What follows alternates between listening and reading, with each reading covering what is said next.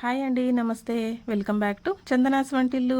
ఇవాల్టి మన వీడియోలో మునగాకు పప్పు ఎలా ప్రిపేర్ చేసుకోవాలో చూసేద్దామండి. మునగాకు హెల్త్కు చాలా మంచిది, కానీ మునగాకు ఫ్రైస్ లాంటివి కొంచెం చేదుగా ఉంటాయని చాలామంది తినడానికి ఇష్టపడరు.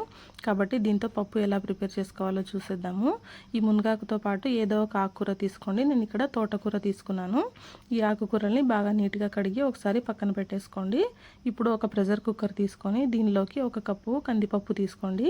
కందిపప్పుని బాగా నీట్గా కడిగిన తర్వాత కడిగి పెట్టుకున్న మునగాకు మొత్తాన్ని ఇందులోకి వేసేసుకోండి. ఏమాత్రం చేదు ఉండదండి, ఈ పప్పు చాలా బాగుంటుంది. అలాగే దీంతో పాటు తోటకూర కడిగి పెట్టుకున్నాం కదా, అది కూడా మొత్తం ఇందులో వేసేసుకోండి.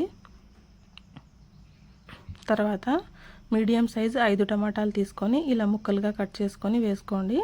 తర్వాత ఇందులోకి 1 టేబుల్ స్పూన్ కారం పొడి వేసుకోండి. అలాగే 1/2 టేబుల్ స్పూన్ ధనియాల పొడి, అలాగే కొంచెం పసుపు వేసుకోండి. తర్వాత రుచికి సరిపడా సాల్ట్ వేసుకోండి. నేను ఇక్కడ 1 టేబుల్ స్పూన్ వేసాను. వేసిన తర్వాత పప్పు ఉడకడానికి కావాల్సినంత వాటర్ వేసుకోండి. నేను ఇక్కడ 1.5 గ్లాస్ వాటర్ వేసుకున్నాను. వాటర్ కూడా వేసేసిన తర్వాత కుక్కర్ని మూత పెట్టేసుకోండి. మూత పెట్టేసి స్టవ్ పైన పెట్టేసి 3 విజిల్స్ రానివ్వండి. 3 విజిల్స్ వస్తే చాలండి, మనకు పప్పు బాగా ఉడికిపోతుంది. చూడండి, 3 విజిల్స్ వచ్చిన తర్వాత మనకి ఇలా పప్పు మెత్తగా ఉడికిపోయి ఉంటుంది.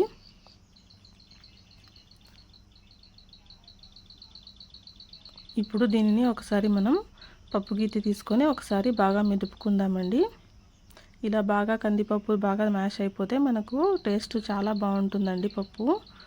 కాబట్టి బాగా వీలైనంతగా పూర్తిగా స్మాష్ చేసుకోండి.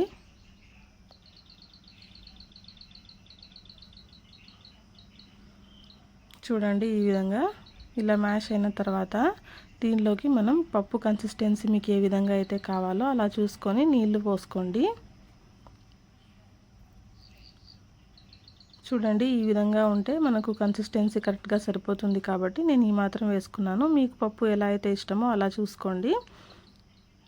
ఇలా పప్పు కన్సిస్టెన్సీ అడ్జస్ట్ చేసుకున్న తర్వాత పక్కన పెట్టేసుకోండి. ఇప్పుడు ఇంకొక ప్యాన్ తీసుకొని ఇందులోకి 2 టేబుల్ స్పూన్ల ఆయిల్ వేసుకోండి.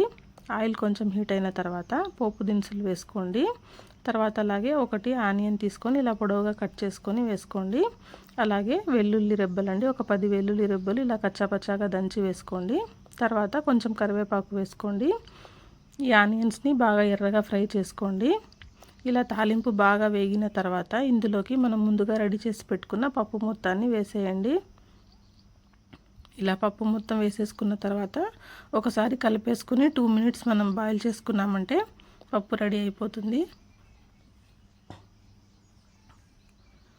అంతే కదండి, సింపుల్ అండి, ఈజీగా మునగాకు పప్పు రెడీ అయిపోయింది. మునగాకులో చాలా మెడిసినల్ వాల్యూస్ ఉంటాయండి, హెల్త్కి చాలా మంచిది. ఇలా కనుక పప్పు చేసుకుంటే మనకు అసలు ఏమాత్రం చేదు అనిపించదండి. మనం మామూలు పప్పు కంటే ఇంకా రుచిగా ఉంటుంది. కాబట్టి తప్పకుండా ఒకసారి ట్రై చేయండి. ఈ వీడియో మీకు నచ్చినట్లయితే ప్లీజ్ లైక్ చేయండి, షేర్ చేయండి అండ్ సబ్స్క్రైబ్ చేయండి. Thank you for watching. Bye.